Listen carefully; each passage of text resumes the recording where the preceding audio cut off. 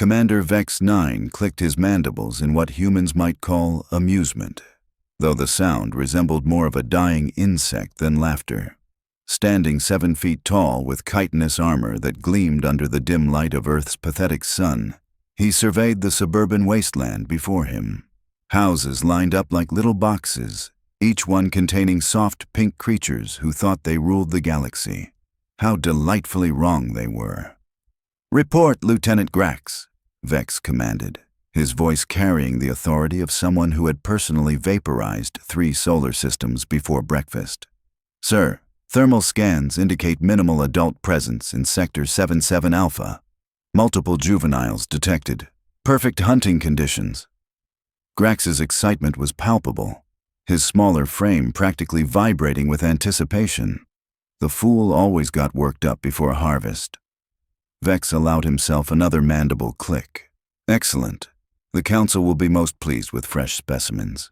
These human larvae should fetch a considerable price on the Outer Rim markets." The irony wasn't lost on him.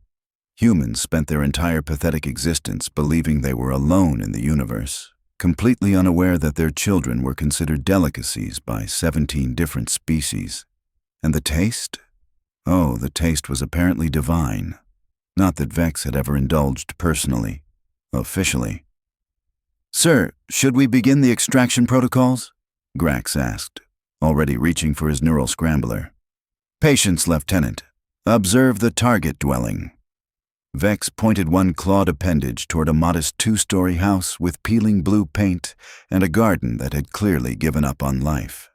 Motion sensors indicate one small human, approximately 6 rotations old. No adults detected within a 3-kilometer radius. Perfect. The adults of this species had the annoying habit of becoming unpleasant when their offspring were threatened. Vex still bore scars from the incident on Kepler Prime, where a human mother had somehow managed to breach their ship's hull using nothing but gardening tools and pure maternal rage. Impressive, really, though ultimately futile. "Begin approach Vector Alpha," Vex ordered, activating his personal cloaking field. The technology rendered him invisible to human optical sensors, though he suspected these primitives wouldn't notice him, even without it. They spent most of their time staring at small rectangular devices, completely oblivious to their surroundings. The 2 hunters moved across the overgrown lawn, their heavy footsteps making no sound thanks to their gravity dampeners. Through the large transparent viewing panel humans called a window, Vex could see his target. A small female human, perhaps 6 or 7 years in age, sat cross-legged on the floor playing with colorful geometric shapes. "Acquisition should be simple," Grax whispered. "Standard paralysis beam, containment field, transport to ship. Standard operating procedure." Vex nodded, though something felt off. In his 40 years of hunting across the galaxy, he had developed what humans might call intuition. Right now, that intuition was screaming at him to abort the mission. But the Council's orders were absolute, and his reputation couldn't survive another failed harvest. "Execute," he commanded. Grax raised his weapon, a sleek device that could render a full-grown Andromedan unconscious in milliseconds. The targeting system locked onto the child, and he began to squeeze the trigger. That's when they saw it. A creature emerged from behind the human child's play area. At first glance, it appeared to be one of those domestic pets humans were so fond of keeping. Small, covered in gray and white fur, with large eyes and pointed ears. What did they call them? Ah, yes, cats. Vex had encountered these creatures before during reconnaissance missions. Harmless little beasts that spent their days sleeping and occasionally catching small rodents. Nothing more than animated furniture, really. But this one was different. This cat stood up, not the way cats normally stood, on 4 legs like any sensible quadruped. No, this abomination rose up on its hind legs like some kind of bipedal nightmare. It stood there, easily 3 feet tall, staring directly at them through the window with eyes that seemed to glow with ancient intelligence. "Sir," Grax's voice had lost all its previous confidence. "Sir, are you seeing this?" Vex was indeed seeing it. though his superior Calithran brain was having difficulty processing the information. The cat, no, the creature that had been masquerading as a cat, was looking directly at them, through their cloaking fields, through military-grade camouflage technology that had fooled the sensors of a dozen different species. And then it smiled. Cats, Vex realized with growing horror, were not supposed to smile. They lacked the facial structure for such expressions. Yet there it stood, lips curved upward in what could only be described as a predatory grin, revealing teeth that seemed far too sharp and far too numerous for such a small mouth. "Lieutenant," Vex said slowly, his voice steady despite the ice-cold fear creeping up his spine. "Access the xenobiology database. Cross-reference Earth felines with whatever that thing is." Grax's claws fumbled over his portable scanner, his earlier enthusiasm replaced by barely controlled panic. "Sir, database shows standard Earth cat, Felis catus, harmless domestic pet, no threat level assigned. But sir, that's not matching what I'm observing." The creature, the thing that had been pretending to be a harmless pet, tilted its head to one side. The movement was fluid, too fluid, as if its neck contained more joints than anatomy should allow. Then it began to approach the window. "Sir, should I fire?" Grax asked, his weapon trained on the approaching figure. "Hold position," Vex ordered, though every instinct told him to run. He was a commander of the Calithran Imperial Fleet. He had faced down stellar dragons and walked through the poison gardens of Nexus Prime. He would not be intimidated by an Earth House cat, even if said cat was now pressed against the glass, staring at him with eyes that seemed to contain the wisdom of eons and the hunger of black holes. The child inside continued playing, completely oblivious to the supernatural horror unfolding mere feet away. She hummed a little tune as she stacked her blocks, creating what appeared to be a crude representation of a spaceship.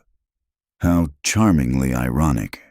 The cat creature raised one paw and pressed it against the glass.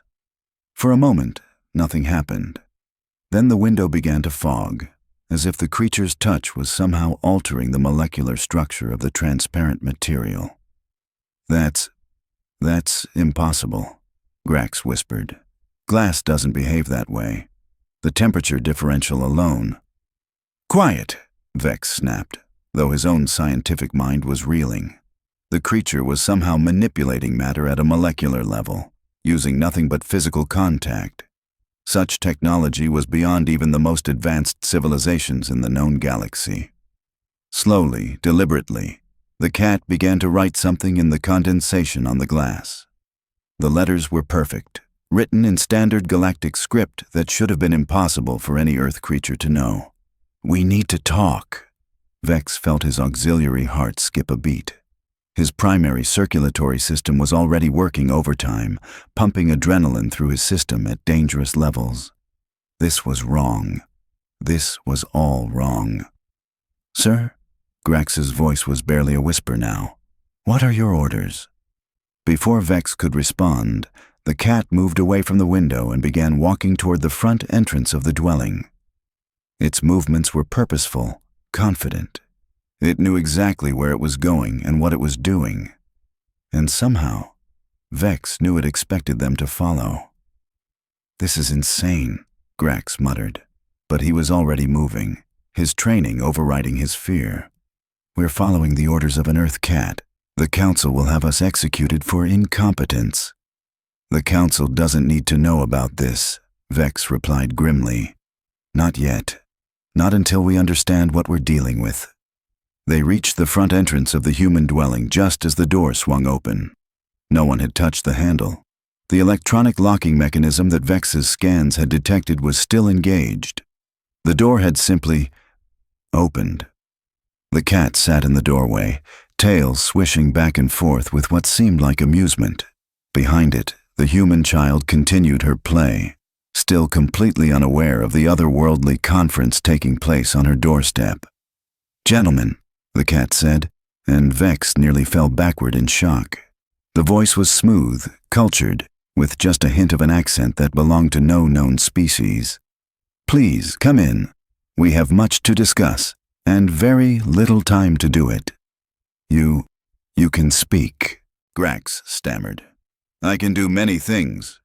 Lieutenant Grax 4772 of the 3rd Calithran Assault Division," the cat replied casually, "including accessing your personnel files, tracking your ship's location, and if necessary, alerting your superiors to your current unauthorized deviation from mission parameters."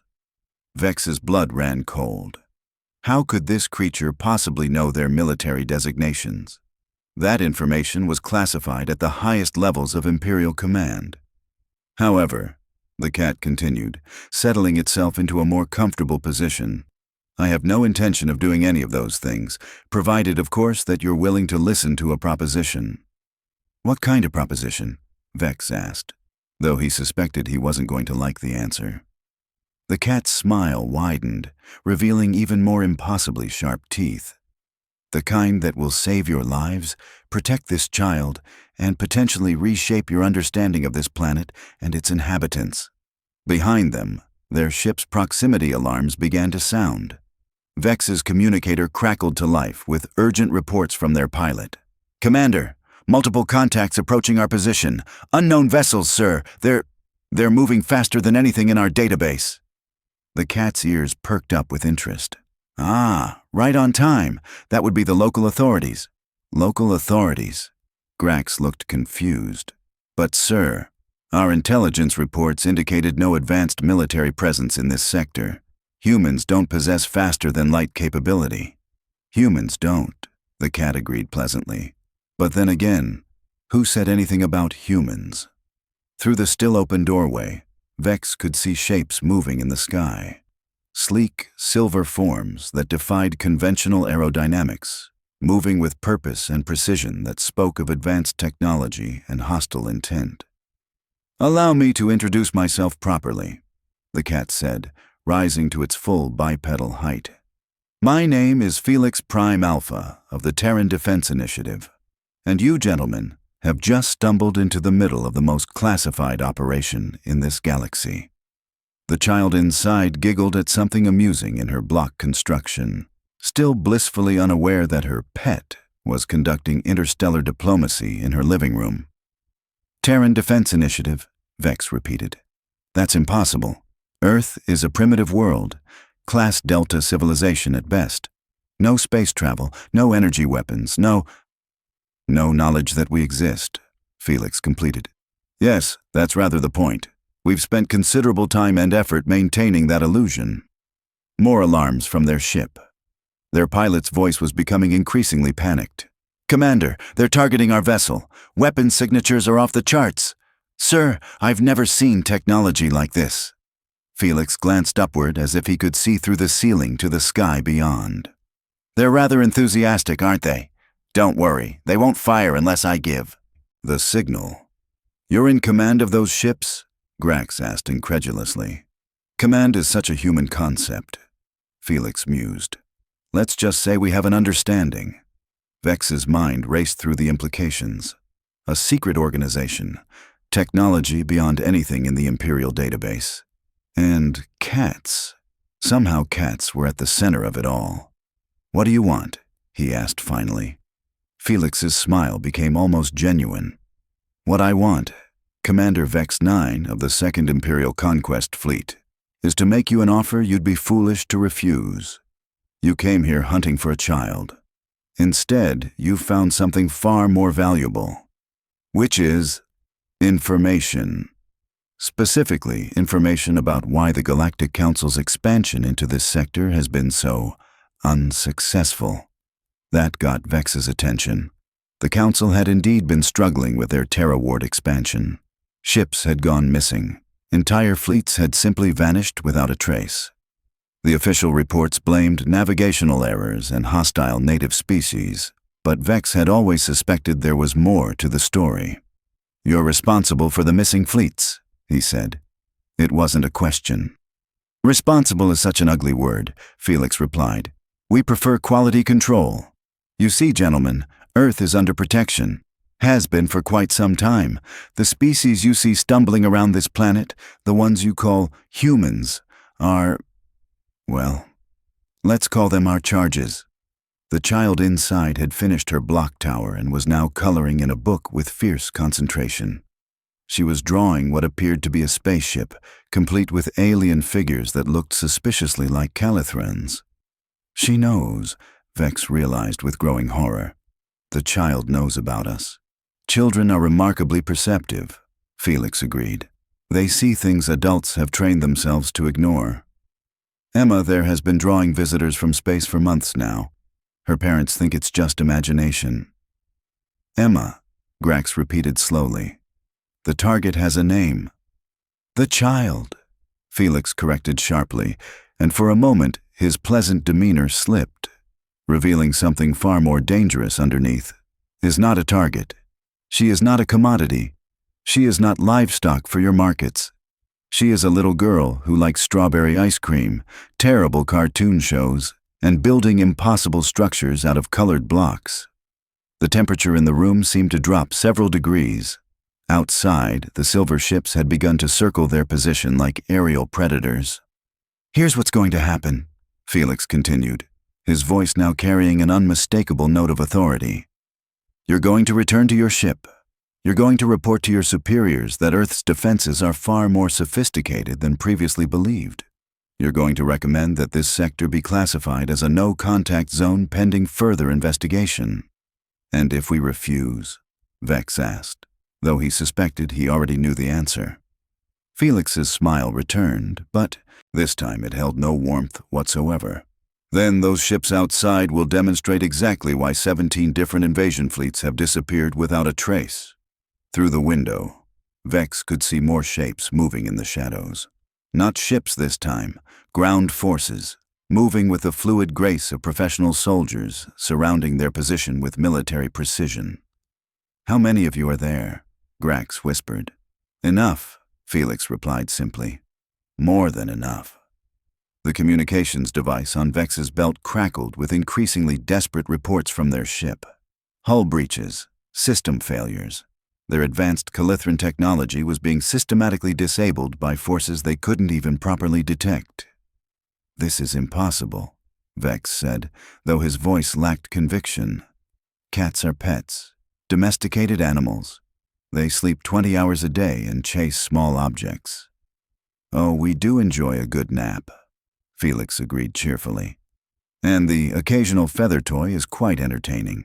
But you see, Commander, evolution is a funny thing. Sometimes the species that appears most harmless is actually the most dangerous. Emma looked up from her coloring book and noticed the adults talking in her doorway. She waved cheerfully at Vex and Grax, completely unafraid of the towering alien warriors. Hi, she called out. Are you friends of Felix? We're... Vex paused, looking at the small human child who was treating his presence as if alien visitors were the most natural thing in the world. We're just leaving, little one. Okay. Emma went back to her coloring, already losing interest in the cosmic drama playing out around her. Felix padded over to the child and rubbed against her leg affectionately. For a moment, he looked exactly like what he was supposed to be. A perfectly normal house cat showing affection to his human companion. She's under our protection, he said quietly. As are all the children of this world. As are all the humans, though they don't know it. This planet is our responsibility, and we take that responsibility very seriously. Why? Vex found himself asking. Why do you care about them? Felix considered the question, watching Emma as she carefully colored inside the lines of her alien spaceship drawing. Have you ever had something worth protecting, Commander? Something that wasn't about conquest or glory or expanding your empire. Something that was just precious for its own sake. Vex thought about his own offspring, safe in the imperial nurseries, being trained for war and conquest from the moment they could walk. He tried to remember the last time he had seen one of them laugh the way Emma had laughed at her blocks. He couldn't. Time's up, gentlemen, Felix announced. Your ship is taking rather serious damage, and my colleagues are growing impatient. What's your decision? Through their communicators, they could hear their pilot preparing emergency evacuation protocols. Whatever those silver ships were doing, it was systematically crippling their vessel. We'll go, Vex said finally. But this isn't over. The Council will send others. Oh, I'm counting on it, Felix replied with that impossible smile. We do so enjoy meeting new people. As they turned to leave, Emma called out one more time. Bye, Mr. Aliens. Come back and play sometime. Vex paused at the doorway, looking back at the small human child who had just casually identified them as extraterrestrial visitors and invited them to return for recreational activities. Felix, he said quietly, what exactly are you? The cat tilted his head, considering the question.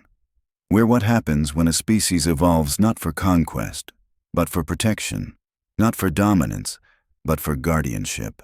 We're what happens when evolution decides that sometimes the best predator is the one that looks like prey. And the humans? Do they know? They know we love them, Felix said simply. They know we'll always come when they call. They know we'll sit with them when they're sad and purr when they're happy. Isn't that enough? As they walked back toward their failing ship, Grax leaned close to Vex. Sir, what do we tell the Council? Vex watched the silver shape circling overhead, thought about Emma's cheerful wave, remembered Felix's impossible smile. We tell them, he said slowly, that Earth is under protection, and that protection has teeth. Behind them, through the window, they could see Emma showing her drawing to Felix, who nodded approvingly at her artistic interpretation of alien visitors. Just a little girl and her cat. Nothing more dangerous than that in the entire universe. 3 standard galactic hours later, Commander Vex-Nine sat in his damaged command chair, staring at reports that made absolutely no sense. His ship, the Devastator, limped through space on backup power while repair drones worked frantically to patch hull breaches that shouldn't have been possible. Status report, Chief Engineer Krall, he barked, his patience wearing thinner than his ship's remaining armor plating. Sir, the damage patterns are unusual, Krall replied, his tentacled form writhing with nervous energy. Our weapon systems weren't destroyed, they were surgically disabled. Someone knew exactly where to strike to cause maximum inconvenience with minimum casualties. Minimum casualties, Grax repeated from his station. Sir, they could have vaporized us in seconds. Those ships, whatever they were toying with us. Vex clicked his mandibles in frustration. The cat's demonstration had been perfectly calculated, a show of overwhelming force coupled with restraint that spoke of absolute confidence. Felix hadn't needed to destroy them because Felix hadn't seen them as a threat. That realization stung worse than the hull breaches. Sir, Communications Officer Thex announced, her voice crackling with static from damaged equipment. We're receiving a transmission. Source unknown. It's audio only. Put it through, Vex commanded. The bridge speakers crackled to life, and a familiar, cultured voice filled the command center. Good evening, Commander. I trust your repairs are proceeding smoothly. Felix, Vex growled. What do you want? To continue our conversation, naturally. You left before we could discuss the really interesting parts. There was a pause, filled with what sounded suspiciously like purring. I'm transmitting coordinates to a neutral location. 1 hour. Come alone. And if I refuse, then you'll spend the rest of your career explaining to the Galactic Council why you were outmaneuvered by a house pet. I suspect that conversation won't go well for your advancement prospects. The transmission cut off, leaving the bridge in uncomfortable silence. Sir, Grax ventured carefully, surely you're not considering meeting with that thing. Vex studied the coordinates that had appeared on his navigation display. A small asteroid in the outer system, apparently uninhabited. Except, given what he'd learned about Earth's true nature, uninhabited might not mean what he thought it meant. Prepare Shuttle Bay 2, he ordered. And Grax, you're coming with me. Sir, respectfully, that seems incredibly unwise. Lieutenant, Vex fixed his subordinate with a stare that had made hardened warriors reconsider their life choices. Everything about this mission has been incredibly unwise. We might as well be consistent. 47 minutes later, their shuttle approached the designated asteroid. What they found there defied every expectation Vex had managed to form. The asteroid wasn't just inhabited, it was transformed. Smooth, gleaming surfaces had been carved into the rock, creating a structure that was part space station, part work of art. Docking bays glowed with soft light, and the whole installation hummed with barely contained energy. "Sir," Grax whispered, "the power readings from this facility, they're off the scale. This single installation generates more energy than our entire home fleet." "How long would it take to build something like this?" Vex asked. "With our technology, decades, maybe centuries. But sir, this asteroid wasn't here when we passed through this system 6 months ago during our initial reconnaissance." Vex felt that familiar chill creeping up his spine again. 6 months. They had built this impossible structure in 6 months. Their shuttle was guided into a docking bay by automated systems that were somehow even more advanced than the ones on Imperial command vessels. As they disembarked, they were met by a reception committee that boggled the mind. Cats, dozens of them, all standing upright on their hind legs, all wearing what appeared to be some form of uniform. Tabby cats, black cats, orange cats, cats with patches of every color imaginable. They stood at attention like a military honor guard. And at their head stood Felix, now wearing what could only be described as a naval officer's uniform tailored for a bipedal feline. "Welcome to Deep Space Station Whiskers," Felix announced with obvious pride. "I apologize for the name. The humans helped with the designation, and they find these things amusing." "The humans know about this place?" Grax asked faintly. "Oh, heavens, no," Felix replied cheerfully. "They think we're all taking naps in sunny windows, which, to be fair, we do enjoy, but we're remarkably good at multitasking." They were escorted through corridors that combined impossible technology with distinctly feline touches, observation ports at floor level for creatures of various heights, surfaces that seemed designed for climbing. And everywhere, the soft hum of machinery that spoke of a civilization far more advanced than anything in the known galaxy. "How many of you are there?" Vex asked as they walked. "On Earth? Oh, roughly 600 million of us. Give or take a few million strays." Felix's tail swished with amusement. "Though not all of us are active in the defense initiative. Some genuinely prefer the simple life of sleeping 20 hours a day." 600 million, Grax repeated numbly. 600 million highly advanced beings pretending to be pets. "It's not pretending," Felix corrected gently. "We genuinely love our humans. They rescued us from a dying world millennia ago, though they've forgotten that part of the story. We owe them everything." They entered what appeared to be an observation deck, with massive transparent panels showing the vista of space beyond. Earth hung in the distance, blue and white, and beautiful. "Your species," Felix continued, settling into a chair that had been designed for his unique physiology, "isn't the first to discover Earth. Won't be the last either, but you might be the first to leave with a better understanding of the situation." "And what situation is that?" Vex asked, though he was beginning to suspect he knew. "Earth is a preserve," Felix explained. "The humans are a remarkable species, creative, resilient, capable of incredible kindness and terrible cruelty, often within the same individual. They're also completely unaware of their place in the larger galactic community." Felix gestured toward Earth with one paw. "They think they're alone. They dream of meeting aliens, of joining some grand galactic civilization. They write stories about it, make movies, send radio signals into space hoping someone will answer. But you never let them find out the truth," Vex observed. "Would you?" Felix asked seriously. "If you had a species under your protection, one that was still learning to govern itself, still struggling with concepts like equality and environmental stewardship, Would you thrust them into a galaxy full of predators like your galactic council? The question hit uncomfortably close to home. Vex thought about the Council's standard procedures for newly contacted species: subjugation, resource, extraction, cultural assimilation. The strong survived, the weak served. Besides, Felix continued, they're not ready yet. But when they are, oh, when they are, they're going to be magnificent. You really believe that? Commander, have you ever observed humans under pressure? They're extraordinary. When threatened, they don't just fight, they innovate, they adapt, they overcome obstacles that should be impossible. Felix's eyes gleamed with something that might have been pride. We've been watching them for thousands of years. We've seen what they're capable of. Then why not train them?